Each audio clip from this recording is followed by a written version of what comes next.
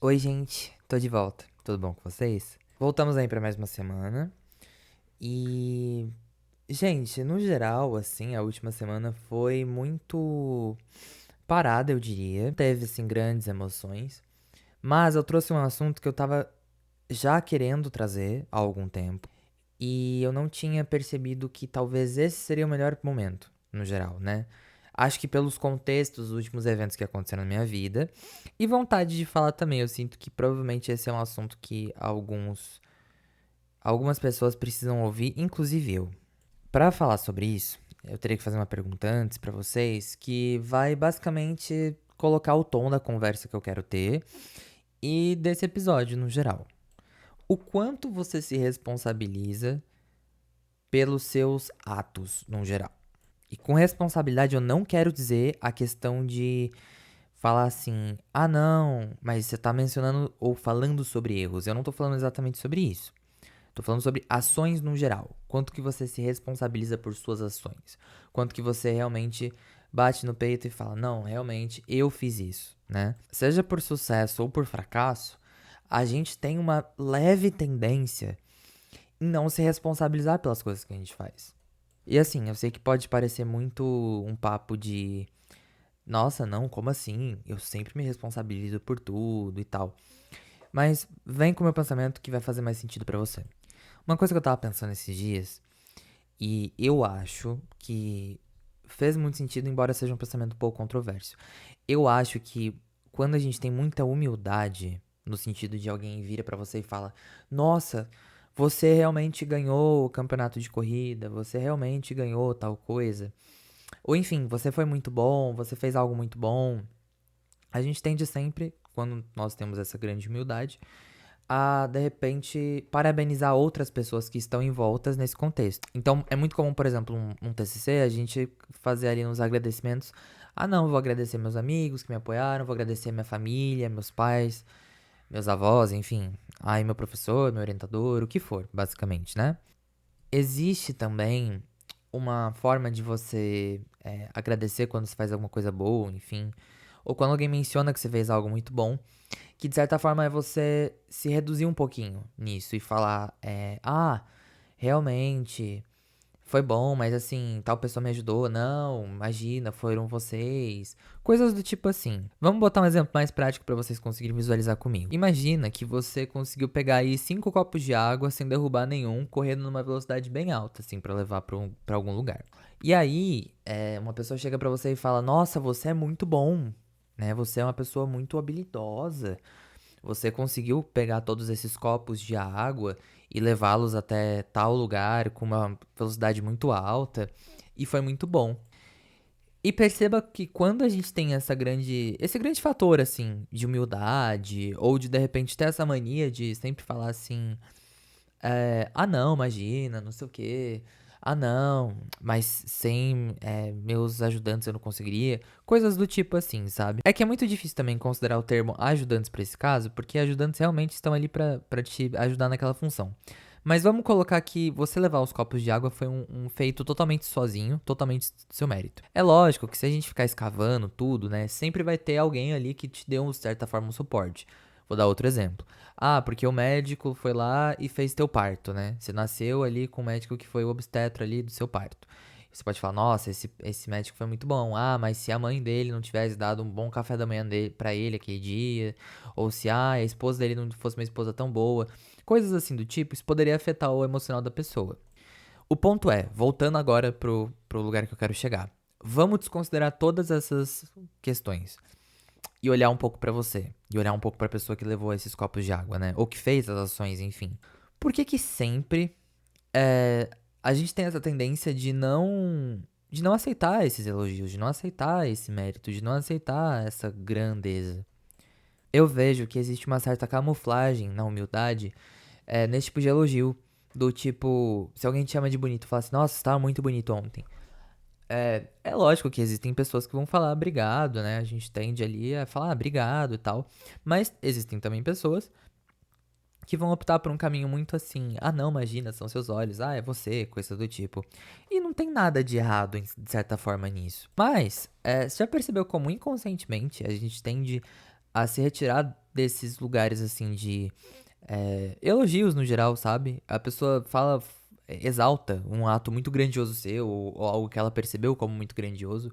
E existe muito uma relação primária de você até que empurrar seu mérito para outra pessoa, sabe? Ou coisas do tipo. Assim como também existe a muito mais recorrente, que é no sentido de erros, né? Que, por exemplo, você comete um erro ou algo dá muito errado, você fracassa, e a primeira coisa que vem é a justificativa do seu fracasso, tentando trazer à tona outra situação. Uma coisa que acontece muito no mundo corporativo são chefes que vêm aos funcionários e dizem, por exemplo, a gente não justifica erro, né, na empresa. Ou, por exemplo, não, mas eu não quero ouvir justificativas. É sempre essa frase e, assim, tem opiniões sobre isso. Porque, de fato, no papel, funciona muito, né? Fala assim, não, a gente não vai procurar justificativa, a gente vai resolver, depois a gente conversa sobre o que aconteceu. Eu acho extremamente eficiente. Num ponto de vista corporativo, faz muito mais sentido você ter essa abordagem, porque de fato você não fica preso ali numa discussão enquanto você poderia estar resolvendo um problema. Só que eu acho muito problemático quando uma pessoa, por exemplo, num cargo de gestão ou coisa do tipo, fala que não quer ouvir nenhuma justificativa ou coisas do tipo assim. Porque, gente, justificativas existem e problemas existem, coisas assim existem. E normalmente sempre há uma opinião a partir desse erro que a pessoa cometeu. Então, vamos colocar ali. Não, mas eu não quero ouvir justificativa, eu quero só que resolva o erro, não aconteça de novo. Mas às vezes o fator do erro pode estar ali dentro do processo. Às vezes a justificativa vai tirar essa imagem que vai ficar da pessoa do tipo, nossa, essa pessoa errou tal coisa. E existe uma justificativa, né? Nem sempre é válido. Tem muita gente que de fato vai inventar desculpas e isso, assim, endossa mais essa frase e sua eficiência. Mas, assim, existem muitos casos, inclusive, de profissionais muito competentes que, quando tentam justificar esse erro, normalmente são impedidos por essa propagação de cultura que foi feita, né? E que, de certa forma, é muito injusta, porque, assim, no final, tudo gera uma opinião. E tudo é sobre expectativa, basicamente. Já falei sobre isso no podcast. E a ideia de que tudo é sobre expectativa é porque a gente move muitas nossas ações, decisões, direcionamentos, sempre com uma expectativa, né? Eu já falei sobre isso anteriormente, mas só recapitulando pra vocês, é uma forma de você enxergar as coisas, uma filosofia, né? Que pra mim é muito eficiente, porque realmente, a expectativa do cara que chamou a menina pra sair é porque eles vão se beijar depois, ou por exemplo, a expectativa que você tá tendo em conversar com tal pessoa é que talvez, possivelmente, essa pessoa possa te incluir num ciclo social que você tem vontade de entrar. E são coisas que a gente sempre fala assim: não, mas eu não faço isso. Não, mas isso é coisa de gente interesseira. Não, mas. E assim, eu vejo que é muito comum, sabe? É lógico que existem níveis, né? Você pode ser mais leve na sua expectativa, pode ser uma expectativa mais inofensiva, às vezes uma expectativa que pode ferir os sentimentos de outra pessoa, mas no final a gente tem essas expectativas e no final a gente sempre guarda elas pra gente, né?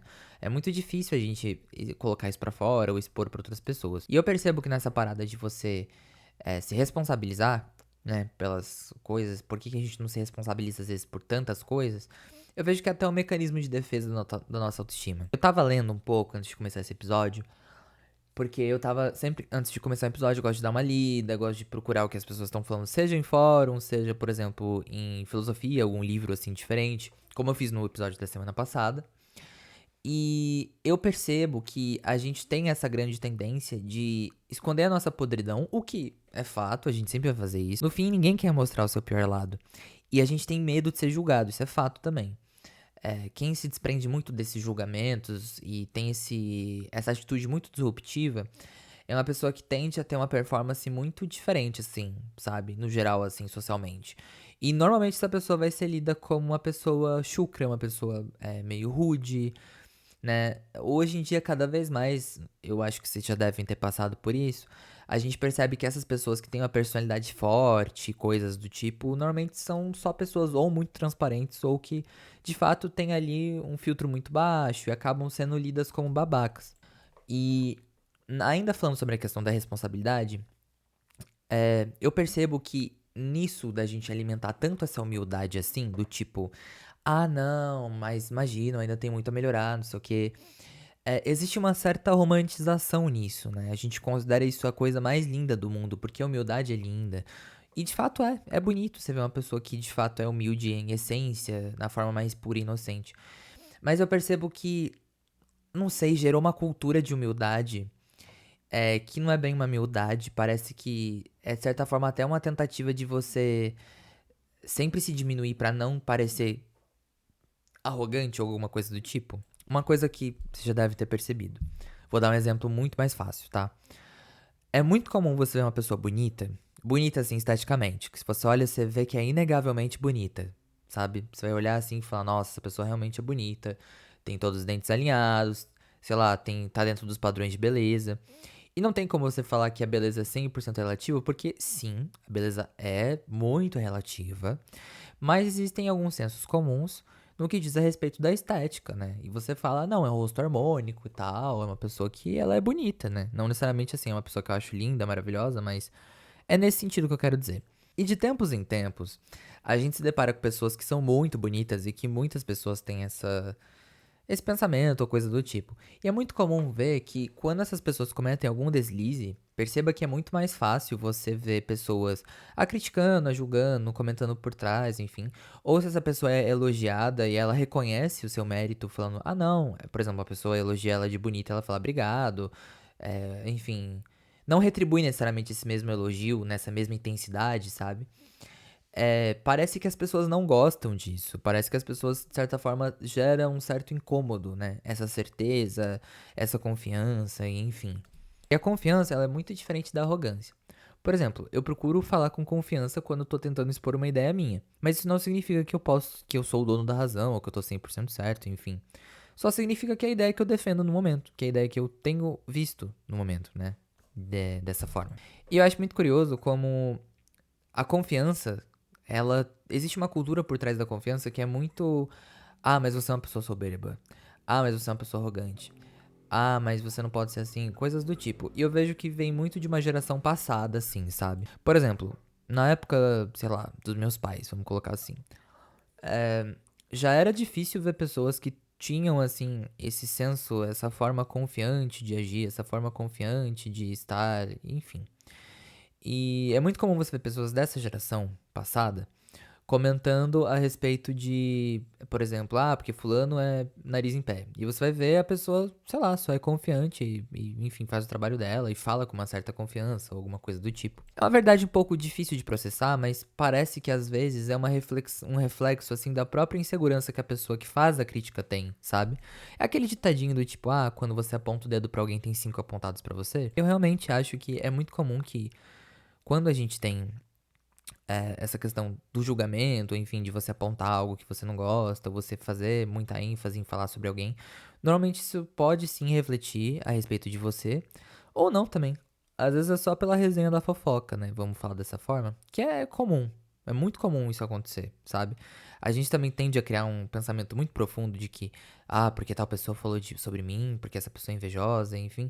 E às vezes a pessoa só falou sobre você porque ela queria fofocar, sei lá. Não que eu endosse esse tipo de comportamento sempre, mas eu também acho muito, assim, hipocrisia você alimentar aquela ideia de, ai, nossa, eu sou muito maduro, eu não falo sobre as pessoas, eu não penso sobre as pessoas, eu foco só na minha vida. Eu acho meio estúpido porque não é que obrigatoriamente todo mundo vai fazer isso.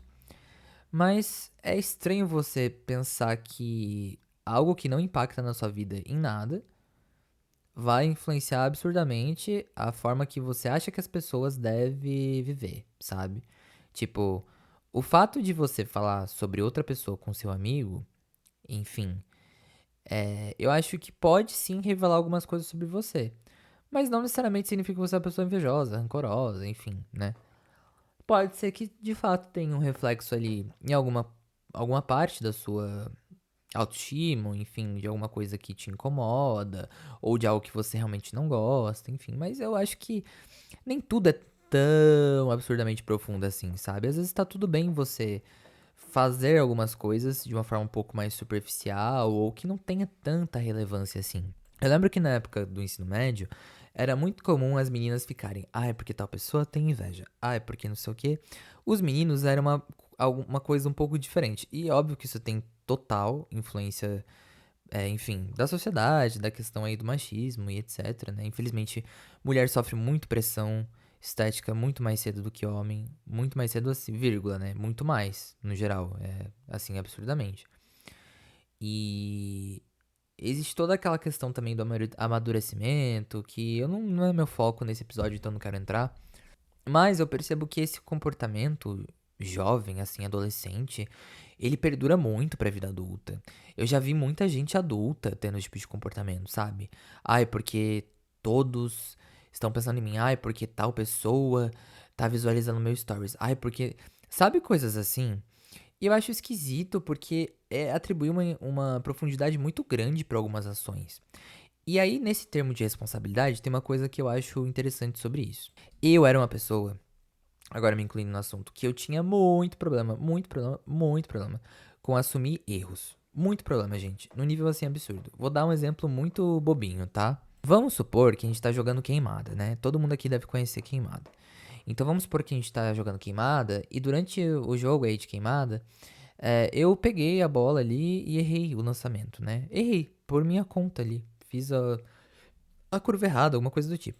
O meu primeiro hábito, minha primeira reação, primeira, instantânea, era falar: ai, porque a bola tá ruim. Ai, porque não sei o quê. Ah, sabe, atribuir uma justificativa e não me responsabilizar de fato por essa ação, por esse erro. E eu percebo que também, quando alguém me elogiava ou coisa do tipo, no meu caso específico, eu repetia esse reflexo de não me responsabilizar ou de não de fato atribuir a autoria daquela boa ação único e exclusivo pra mim, mesmo quando era. Exemplo, um lançamento bom, sabe? E aí eu vou fazer uma pergunta pra vocês. Qual que é a linha tênue que tem a respeito dessa humildade, por exemplo? Porque se você parar pra analisar, em teoria, se você é uma pessoa que, nossa, defende humildade com unhas e dentes, coisa do tipo, será que a gente não deveria então estar sempre agradecendo outras pessoas e atribuindo nosso sucesso ou nossas boas ações a outras pessoas que estão em situações muito diferentes e que nos ajudaram em momentos X, Y, Z? Não sei. Quanto mais eu penso sobre isso, mais eu penso que é muito perigoso você tá tão imerso nessa persona, assim, sabe? De ser super humilde e coisas do tipo. Por que que a gente acha tão bonito uma pessoa que tá sempre atribuindo seu sucesso a outras e sempre falando que não é nada e sempre falando que ainda é muito pequena, mesmo em volta de tanto sucesso ou de tanto prestígio? E por que que a gente acha tão feio quando uma pessoa de fato não assume, né, a culpa de um problema? Se você for ver, são dois lados de uma mesma moeda, só que estão expostos em situações diferentes. Uma para um lado positivo, né, do tipo bom socialmente, e outra do lado negativo.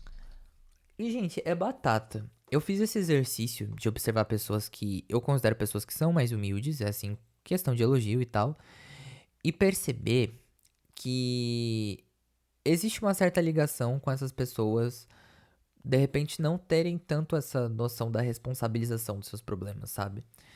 Porém, não é algo factual. Eu vou explicar pra vocês agora também. Por que que não é factual e por que que essa história não é tão preto no branco assim? Porque também existe gente que vai ser super humilde, no sentido de, tipo, sempre que alguém elogia a pessoa fala, não, imagina, não sei o quê. E quando a pessoa comete um erro, vai falar, não, fui eu, ah não, eu errei, ah não, tá na minha conta e tal.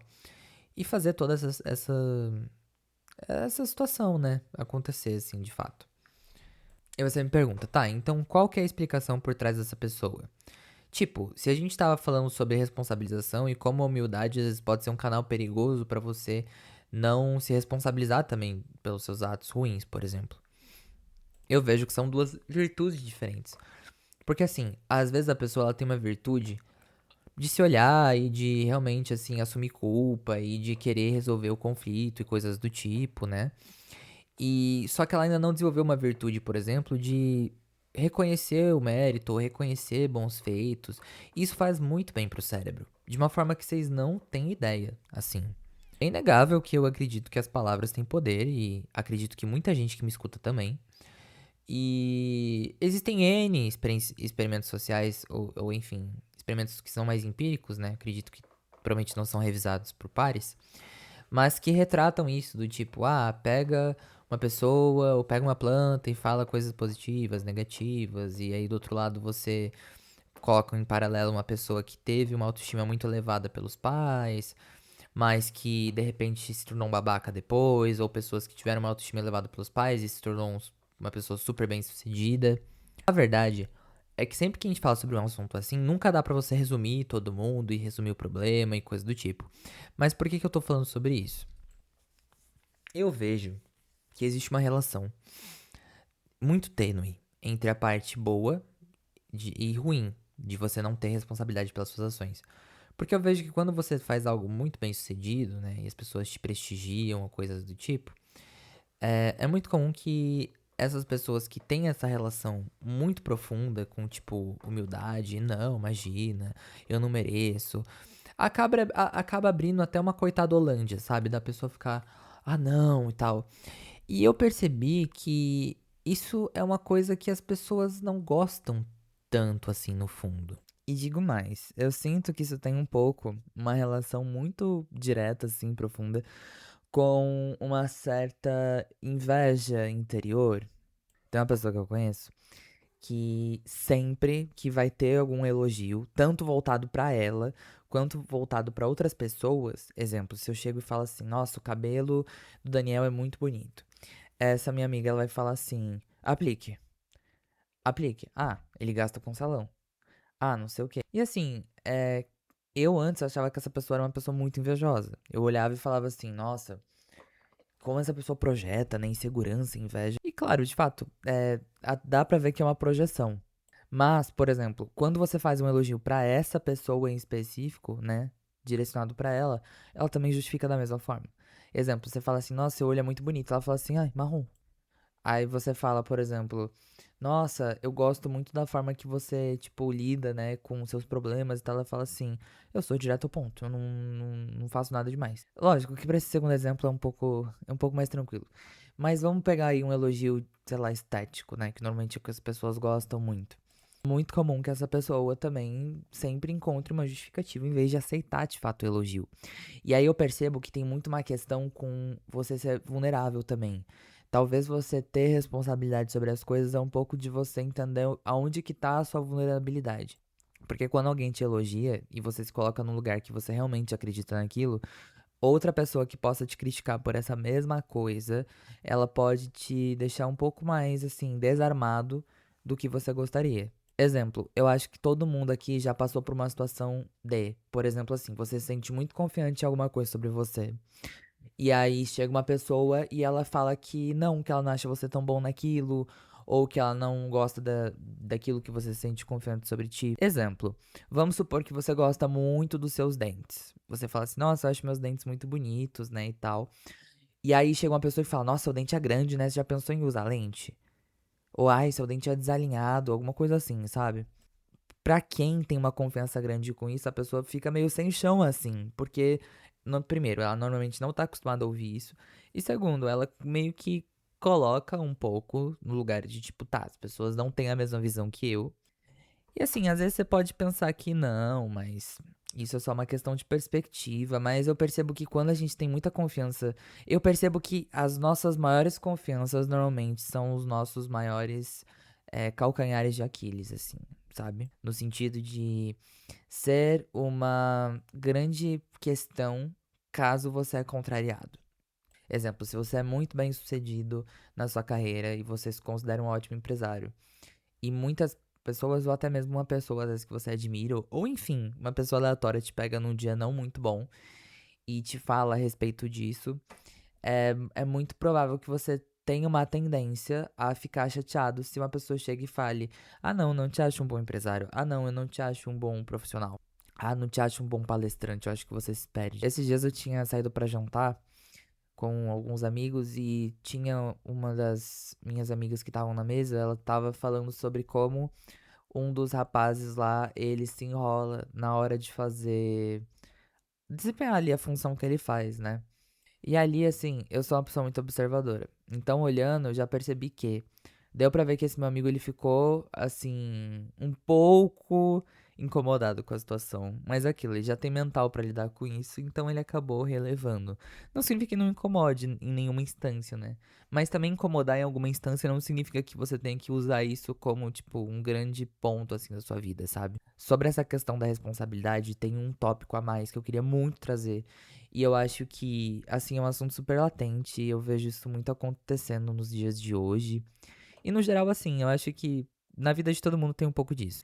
Vocês acham que as pessoas têm responsabilidade sobre o que a gente sente a respeito delas? Exemplo. Vamos supor que você tem aí um amigo ou um ficante, vamos colocar um namorado, marido, enfim, escolha aí a sua relação, né? Quanto a gente mais considerar um compromisso inserido nessa relação, assume-se que há uma responsabilidade. Então, por exemplo, se ele é seu amigo, a gente assume que o grau de responsabilidade é muito menor do que o grau de responsabilidade que haveria, por exemplo, um marido, né? Vamos colocar assim. A gente poderia também considerar relações fraternais, né? Então a gente poderia ali considerar, por exemplo, um pai e uma mãe. Eles têm a responsabilidade do que você acha sobre eles, por exemplo. E é muito delicado você responder essa pergunta, porque se você coloca sim, logo assim, diretamente, eu acho muito complexo quando tem uma pessoa que tem ali algumas questões, por exemplo, que ela projeta nas outras e ela acaba mascarando esse sentimento a partir de algum outro. Então vamos colocar um exemplo prático para vocês entenderem o que eu quero dizer. Vamos supor que eu tenho um certo problema com pessoas me contrariando, né? E aí eu começo a me incomodar com uma pessoa que discordou de mim, seja essa pessoa meu pai, meu irmão, meu marido, minha esposa, o que for. Vamos colocar dessa forma, né? A pessoa que você tá incomodado, ela não tem uma responsabilidade a partir disso que você tá pensando sobre ela, né? Mas, por exemplo, eu acho que no caso, sei lá, de um pai, de uma mãe, até mesmo de um marido, assim, existem algumas ações que são sim sua responsabilidade de pelo menos ter ali uma certa observação, uma certa atenção, né? Só que, novamente, uma linha muito tênue. Porque no fim, as pessoas podem criar conclusões dos seus comportamentos, das suas ações. E por mais que você tente justificá-los, às vezes a pessoa não vai acatar isso, porque na mente dela você tá enrolando, você tá mentindo, ou enfim. E aí, eu comecei a pensar assim, tá, mas se eu me sinto dessa forma e eu não consigo identificar o porquê que eu me sinto dessa forma, ou eu nunca parei pra pensar sobre, né? Essa responsabilidade então é de quem? Porque se não é algo que eu controlo, né? Se não é algo que eu faço, assim, escolho ativamente fazer. E se não é algo que a pessoa também tem, de certa forma, o controle, pra quem cai essa responsabilidade? De quem que é o problema? Quem que é o BO pra resolver? Eu percebo que essa pergunta não é feita. Normalmente as pessoas se relacionam ou têm aí, tipo, enfim, suas pessoas ali que estão numa certa relação e elas não fazem essa pergunta e muitas vezes um dos dois tem que ceder. Então, vou dar um exemplo de cada categoria que vai ficar mais fácil de vocês entenderem. No caso, por exemplo, a mãe que não sabe fazer essa pergunta, quando vê que o filho tá insatisfeito com ela, seja falando, ai mãe, porque você é uma mãe controladora, ai você é narcisista. Gente, o que eu mais vejo hoje em dia é pessoas falando, não, porque tal pessoa X é narcisista. E assim, isso foge muito do conceito de narcisismo, sabe? Eu já falei sobre isso no podcast algumas vezes, então eu não vou me prolongar. Mas eu acho que, assim, é um absurdo muitas vezes pessoas atribuírem títulos tão fortes a coisas tão pequenas e comportamentos dos quais elas não têm nenhum domínio, você entende?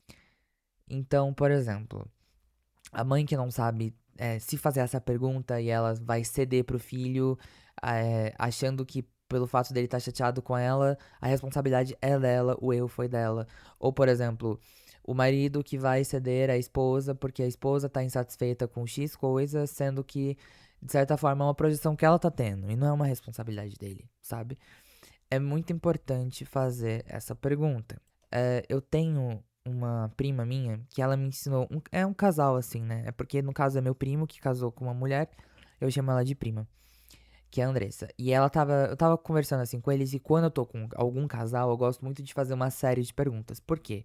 Eu vejo que o casal, às vezes, ele não tem um tempo de exercitar isso pra fora, sabe? E é uma coisa legal, assim, normalmente pra quem eu faço essas perguntas, esse questionário, assim, ao vivo, as pessoas super gostam e dá uma certa dinâmica legal entre os dois, assim, na relação, naquele momento social entre amigos, né? E uma das perguntas que eu fiz pra eles era como que eles lidavam com essa questão de, por exemplo, ceder.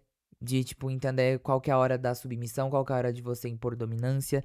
Não no sentido, assim, fetichista, tá? Mas no sentido realmente de dinâmica mesmo. E eles me responderam uma coisa muito interessante. Sempre que um fica insatisfeito, né?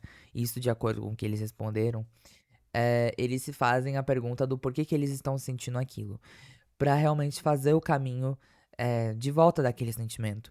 E eles dizem, relatam que isso é muito útil pra eles no geral, porque eles conseguem identificar que essa responsabilidade às vezes não pode ser atribuída nem a um e nem a outro, né? Às vezes é uma responsabilidade inconsciente, que de certa forma é sua obrigação lidar, mas que exige uma certa compreensão do parceiro que tá ali, né? Mas aí que tá o ponto. Quando que essa compreensão é exigida? É só quando a gente tá numa relação amorosa? Eu já falei sobre isso no podcast algumas vezes. Eu acho que a grande beleza da amizade é que você tem pouco ou nenhum compromisso, assim, sabe? E você é uma relação muito livre e muito cheia de escolhas. Escolhas dessas a respeito da companhia, de quem tá junto com você. E eu acho muito fascinante você tá com uma pessoa que escolhe estar com você. Eu já falei sobre isso no podcast. Mas o ponto é, se ela não escolhe estar com você naquele momento, sendo sua amiga, a responsabilidade de você ter se chateado é dela ou é do momento da vida que ela tá vivendo que seja diferente? Eu sei que isso parece que é aliviar muito a barra pras pessoas, mas pensa um pouco comigo, né? Quebra um pouco esse lado conservador e pragmático de pensar nas coisas, porque eu acho que exercitar a nossa função de comportamento é muito, assim, importante pra gente também poder entender um pouco mais sobre nós mesmos, sabe? Eu percebo que ao longo, assim, das minhas amizades que eu tive até agora, quanto mais jovem você é, então ali na minha adolescência e tal, é muito comum que você tenha um comportamento muito de projeção e de jogar responsabilidade, de fugir de responsabilidades, responsabilidades sociais, ou enfim, né? E não numa larga escala, porque eu nunca fui uma pessoa irresponsável. Mas é numa escala mesmo de imaturidade, sabe? Tem coisas que você não consegue lidar e você age no impulso. Então, assim, a pergunta que fica é: como que eu defino essas responsabilidades? Como que eu faço pra olhar pro outro, olhar pra mim, entender aonde que tá a culpa, né? Aonde que tá o grande responsável por isso, o grande culpado por eu estar sentindo isso, ou enfim. E assim, gente, é uma conclusão um pouco, talvez, decepcionante pra quem ouviu o podcast até aqui, mas eu acho que o caminho é você primeiro entender por que que você tá se sentindo assim e se é algo temporário, sabe? E por que que, de repente, você acha aquilo e se é algo temporário? Exemplo, eu percebo que às vezes, se eu fico com raiva por alguma situação, alguma coisa, 90% das vezes quando a raiva passa, eu nem ligo mais pra aquilo. Vou dar um exemplo mais prático. No meu aniversário, eu fiquei muito chateado porque eu queria muito ter feito alguns planos assim, sabe? E infelizmente eu não consegui, assim, fazer.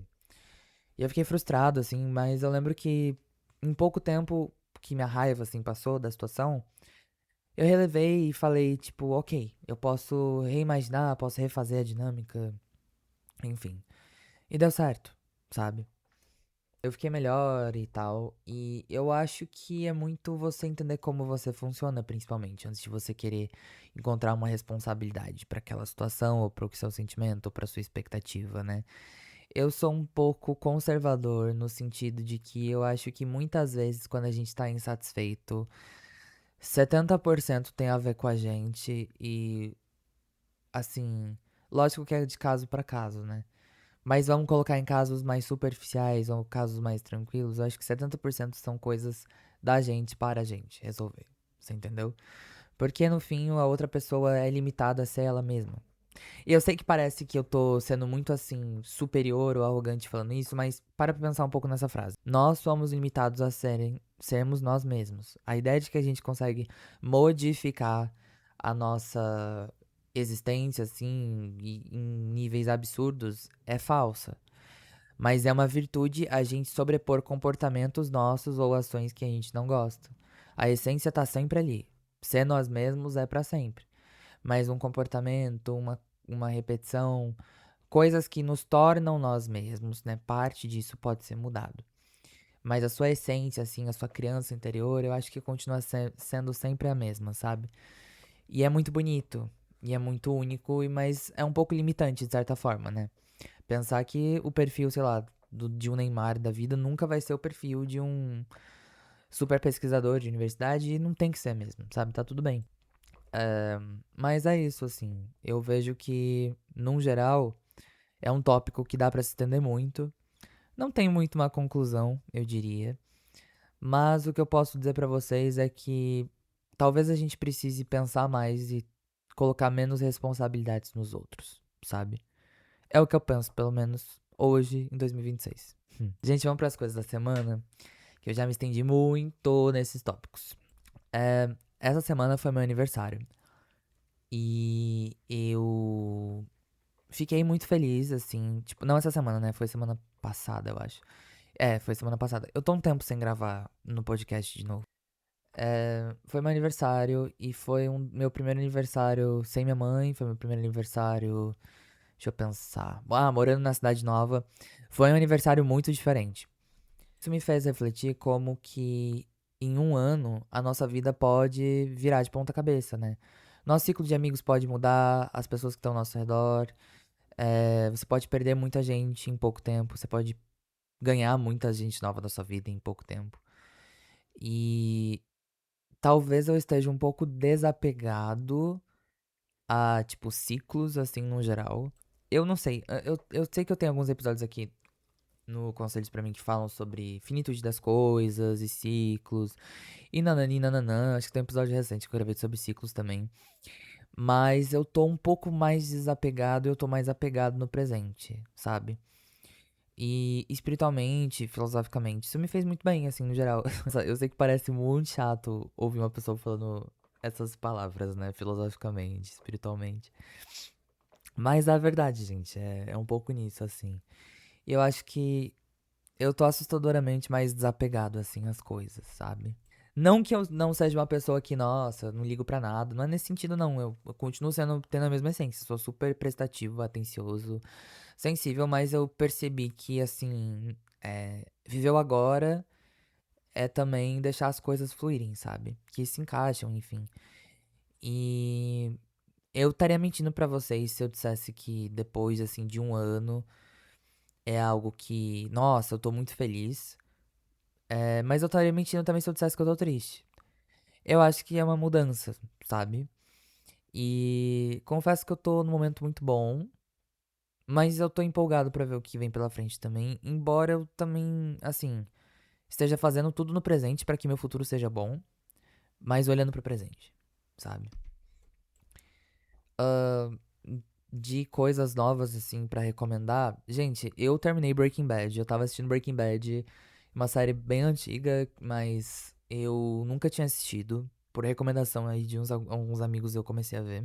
Eu gostei bastante.